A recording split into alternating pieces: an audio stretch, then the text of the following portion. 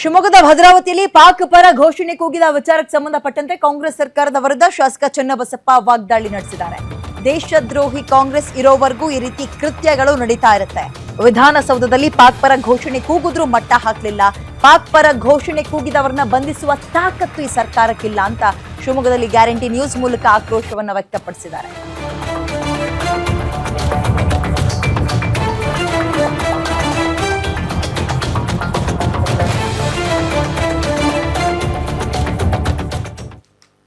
ಮಂಡ್ಯದ ಮದ್ದೂರಿನಲ್ಲಿ ಗಣೇಶ ವಿಸರ್ಜನಾ ಮೆರವಣಿಗೆ ವೇಳೆ ಕಲ್ಲು ತೂರಾಟ ಆ ವಿಚಾರ ರಾಜ್ಯದಲ್ಲಿ ಹೆಚ್ಚು ಚರ್ಚೆ ಮತ್ತು ಗಲಾಟೆ ನಡೆಸಿರುವ ಸಂದರ್ಭದಲ್ಲೇ ಕೂಡ ಶಿವಮೊಗ್ಗದ ಭದ್ರಾವತಿಯಲ್ಲಿ ಈದ್ ಮಿಲಾದ್ ಮೆರವಣಿಗೆ ವೇಳೆ ಮುಸ್ಲಿಂ ಯುವಕರ ಗುಂಪು ದೇಶದ್ರೋಹಿ ಘೋಷಣೆಯನ್ನು ಕೂಗಿರುವಂಥದ್ದು. ಅದ್ರ ಜೊತೆ ಆ ಸಂಬಂಧಪಟ್ಟಾಗ ನಮ್ಮ ಜೊತೆಗೆ ಶಾಸಕ ಎಸ್ ಎನ್ ಚನ್ನಬಸಪ್ಪ ಇದ್ದಾರೆ. ಸರ್, ಭದ್ರಾವತಿಯಲ್ಲಿ ಪಾಕ್ ಪರ ಘೋಷಣೆಗಳನ್ನು ಕೂಗಿದ್ದಾರೆ, ಏನು ಹೇಳ್ತೀರಾ ಸರ್? ಎಲ್ಲಿವರೆಗೂ ದೇಶದ್ರೋಹಿ ಕಾಂಗ್ರೆಸ್ ಇರುತ್ತೋ ಇದೆಲ್ಲ ಕಡೆನೂ ಈ ರೀತಿ ಕೃತ್ಯಗಳು ನಡೆಯುತ್ತೆ. ಯಾಕೆಂದರೆ ವಿಧಾನಸಭೆ ಒಳಗಡೆ ನಡೆದಾಗ ಪಾಕಿಸ್ತಾನ ಜಿಂದಾಬಾದ್ ಅಂಥೇಳಿ ಅವರನ್ನು ಮಟ್ಟ ಹಾಕಲಿಲ್ಲ, ಇನ್ನೆಲ್ಲೋ ಕೂಗಿದ್ರು, ಅದನ್ನು ಮಟ್ಟ ಹಾಕಲಿಲ್ಲ. ಇವತ್ತು ಅವರ ಮೆರವಣಿಗೆ, ಈದ್ ಹಬ್ಬದ ಮೆರವಣಿಗೆ, ಅಲ್ಲಿ ಈ ಥರದ್ದು ಕೂಗ್ತಾರೆ ಅಂತ ಹೇಳಿದ್ರೆ ಇದು ಅಕ್ಷಮ್ಯ. ಅಷ್ಟೇ ಅಲ್ಲ, ದೇಶದ್ರೋಹಿತನ. ಪಾಕಿಸ್ತಾನ ಜಿಂದಾಬಾದ್ ಅಂತ ಹೇಳೋದು ಅಂತ ಹೇಳಿದ್ರೆ ಈ ರಾಷ್ಟ್ರಕ್ಕೆ ವಿರುದ್ಧವಾಗಿ ನಡ್ಕೊಳ್ಳುವಂಥದ್ದು. ಅವರನ್ನು ಬಂಧನ ಮಾಡಲಿಕ್ಕೆ ತಾಕತ್ತಿರೋಂಥ ಸರ್ಕಾರ ಇವತ್ತು ಆ ರೀತಿ ವರ್ತನೆ ಮಾಡುತ್ತೆ ಅಂತ ಹೇಳಿದ್ರೆ, ಅದಕ್ಕೆ ಹೇಳಿದೆ ಕಾಂಗ್ರೆಸ್ಸಿನ ನೀತಿ ಇದನ್ನು ಅನುಭವಿಸ್ಬೇಕಾಗತ್ತೆ ಅಂತ. ಅದೇ ಸರ್, ಮುಖ್ಯವಾಗಿ ಈಗ ಈ ದೇಶಕ್ಕೆ ಒಂದು ಕನಿಷ್ಠ ಪಕ್ಷ ಇಲ್ಲೇ ಅನ್ನ ಗಾಳಿ ಎಲ್ಲ ಇಲ್ಲಿ ಇದ್ಕೊಂಡು ಈ ದೇಶ ಬಗ್ಗೆ ಒಂದು ಕನಿಷ್ಠ ಪಕ್ಷ ಋಣ ಕೂಡ ಸಂದಾಯ ಮಾಡಲ್ಲ ಯುವಕರು. ಈ ರೀತಿ ಮನಸ್ಥಿತಿ ಯಾಕೆ ಅಂತ? ಈ ರೀತಿಯ ಕ್ಷುದ್ರ ಮನಸ್ಸಿನವ್ರು ಬಹಳ ಜನ ಇದ್ದಾರೆ. ಅದೇ ಹೇಳಿದೆ ನಾನು, ಈ ದೇಶ ವಿಭಾಗ ಆಗಿದ್ದು ಇದರ ಆಧಾರದ ಮೇಲೆ, ಧರ್ಮದ ಆಧಾರದ ಮೇಲೆ ಕೊಟ್ಟಾಯ್ತು ಅವ್ರಿಗೆ ದೇಶ ಪಾಕಿಸ್ತಾನ. ಇಲ್ಲಿ ಇರೋರಿಗೆ ಬಾಯಿ ಮುಚ್ಕೊಂಡಿರಿ ಅಂತ ಹೇಳಬೇಕಾಯಿತು ಕಾಂಗ್ರೆಸ್. ಮುಚ್ಕೊಂಡಿಲ್ಲ ಅಂದರೆ ಪಾಕಿಸ್ತಾನಕ್ಕೆ ಹೋಗಿ ಅಂತ ಹೇಳಬೇಕಿತ್ತು. ಏನೂ ಮಾಡಲಿಲ್ಲ. ಅಲ್ಲಿಗೆ ಹೋಗೋರು ಹೋದರು, ಇಲ್ಲಿರೋರು ಉಳ್ಕೊಂಡ್ರು.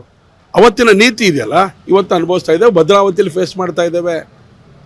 ಭದ್ರಾವತಿ ಸೀಮಿತ ಆಯಿತಾ, ಸಾಗರದಲ್ಲಿ ಫೇಸ್ ಮಾಡ್ತಾ ಇದ್ದೇವೆ. ಇಲ್ಲಿ ಪಾಕಿಸ್ತಾನ ಜಿಂದಾಬಾದು, ಅಲ್ಲಿ ಗಣಪತಿ ಮೇಲೆ ಉಗಿತ. ಇದನ್ನು ತಡೆ ಹಾಕ್ಲಿಕ್ಕೆ ಇವ್ರಿಗೆ ತಾಕತ್ತಿಲ್ಲ ಅವರಿಗೆ. ಅಂದರೆ ಸರ್, ಸರ್ಕಾರ ಗಲಭೆ ಮಾಡಿದಂಥವ್ರನ್ನ ಕೇಸ್ಗಳು ವಾಪಸ್ ತೆಗೆದುಕೊಳ್ತಿರೋದಕ್ಕೆ ಮುಖ್ಯವಾಗಿ ಕಾರಣ ಅಂತೀರ ಅಂತ?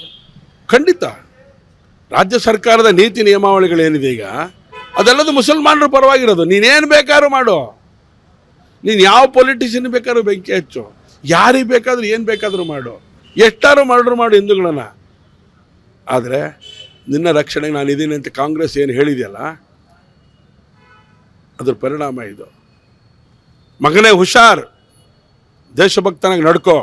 ಹೇಳ್ತಿರಲ್ಲ, ಸ್ವಾತಂತ್ರ್ಯಕ್ಕೋಸ್ಕರ ಹೊಡೆದಾಡಿದ್ವಿ, ಸ್ವಾತಂತ್ರ್ಯಕ್ಕೋಸ್ಕರ ಕಾಂಗ್ರೆಸ್ ಹೋರಾಡ್ತು ಅಂತೇಳಿ. ಇದೇನಾ ಸ್ವಾತಂತ್ರ್ಯ? ಅಂದರೆ ಪೊಲೀಸ್ ವ್ಯವಸ್ಥೆ ಬಗ್ಗೆ ಕೂಡ ಅವ್ರಿಗೆ ಭಯ ಇಲ್ಲ ಅಂತ.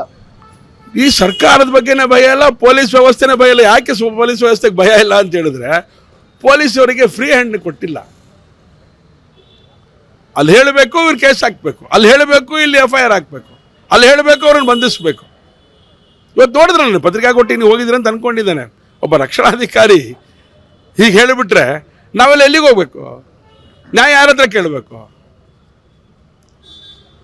ಮದ್ದೂರಲ್ಲಿ ನ್ಯಾಯ ಕೇಳಲಿಕ್ಕೆ ಹೋದ್ರ ಮೇಲೆ ಲಾಠಿ ಚಾರ್ಜ್ ಮಾಡ್ತಾರೆ. ಇಲ್ಲೂ ನ್ಯಾಯ ಕೇಳಕ್ಕೆ ಹೋದರೆ ಸ್ವಲ್ಪ ತಡೀರಿ, ನಾನು ಕೇಳಿಸ್ಕೊಳ್ತೇನೆ ಸರಿಯಾಗಿ, ಅವ್ರದ್ದೇ ಹೌದವಲ್ಲ ಅಂತ ತಿಳ್ಕೊಳ್ತೇನೆ, ಇನ್ವೆಸ್ಟಿಗೇಷನ್ ಮಾಡ್ತೇನೆ. ಇನ್ವೆಸ್ಟಿಗೇಷನ್ ಆದಮೇಲೆ ಆದರೆ ನಮ್ಮ ಶ್ರೀವಾತ್ಸ MLA, ಮೈಸೂರಿನ MLA, ಅವ್ರು ಏನಕ್ಕೆ ಹೋಗ್ತಿದ್ದು ಅಂತ ಇನ್ವೆಸ್ಟಿಗೇಷನ್ ಮಾಡಿದ್ರ ನೀವು? ಸಂಗೊಳ್ಳಿ ರಾಯಣ್ಣ ಸರ್ಕಲ್ ಒಳಗಡೆ ನೀವು ಅವರನ್ನು ಬಂಧನ ಮಾಡಿಬಿಟ್ರಲ್ಲ. ಇದು ಪ್ರಜಾಪ್ರಭುತ್ವ ವಿರೋಧಿ ನಡೆ ಹೋದೋ ಅಲ್ಲ? ಪ್ರಜಾಪ್ರಭುತ್ವದ ವ್ಯವಸ್ಥೆ ಒಳಗಡೆ ಚುನಾಯಿತ ಪ್ರತಿನಿಧಿನ ನೀವು ಏಕಾಏಕಿ ಬಂಧಿಸ್ತೀರಿ. ಇಲ್ಲೊಬ್ಬ ಪಾಕಿಸ್ತಾನ ಜಿಂದಾಬಾದ್ ಅಂಥೇಳಿ ಇಡೀ ಇದರೊಳಗಡೆ ವೈರಲ್ ಆಗೋಗ್ಬಿಟ್ಟಿದೆ. ಅದನ್ನು ನೀವಿನ್ನೂ ಟೆಸ್ಟ್ ಮಾಡಿಕೊಳ್ತೀರಿ, ನನ್ನ ಕಿವಿಗಿನ್ನೂ ಕೇಳಿಸಿಲ್ಲ ಅಂತ ಹೇಳ್ತೀರಿ. ಈ ನೀತಿ ಇದೆಯಲ್ಲ, ಇದು ದೇಶದ್ರೋಹಿತನದ ನೀತಿ ಅಂತ ಅನ್ಸುತ್ತೆ ನನಗೆ. ಮುಖ್ಯವಾಗಿ ಇದು ಶಾಸಕ ಚನ್ನಬಸಪ್ಪನವರ ಮಾತು. ಅಂದರೆ ಮದ್ದೂರಿನ ಗಲಾಟೆ ಇರ್ಬೋದು ಅಥವಾ ಶಿವಮೊಗ್ಗದ ಭದ್ರಾವತಿಯಲ್ಲಿ ಪಾಕ್ ಪರ ಘೋಷಣೆಗಳನ್ನು ಕೂಗಿದ್ದಿರ್ಬೋದು, ಈ ಎಲ್ಲ ವಿಚಾರಗಳಿಗೂ ಕೂಡ ಸರ್ಕಾರದ ನೀತಿ ನಿಯಮಗಳು, ಸರ್ಕಾರ ಅವರಿಗೆ ಬೆಂಬಲ ಕೊಡ್ತಿರೋದೇ ಮುಖ್ಯವಾದಂಥ ಕಾರಣ ಅನ್ನೋ ಮಾತನ್ನು ಅವರು ಕೂಡ ಹೇಳ್ತಾ ಇರುವಂಥದ್ದು. ಕ್ಯಾಮ್ರಾ ಪರ್ಸನ್ ಸಾವನ್ ಜೊತೆ ನವೀನ್ ಪುರ್ದಾಳ್, ಗ್ಯಾರಂಟಿ ನ್ಯೂಸ್, ಶಿವಮೊಗ್ಗ.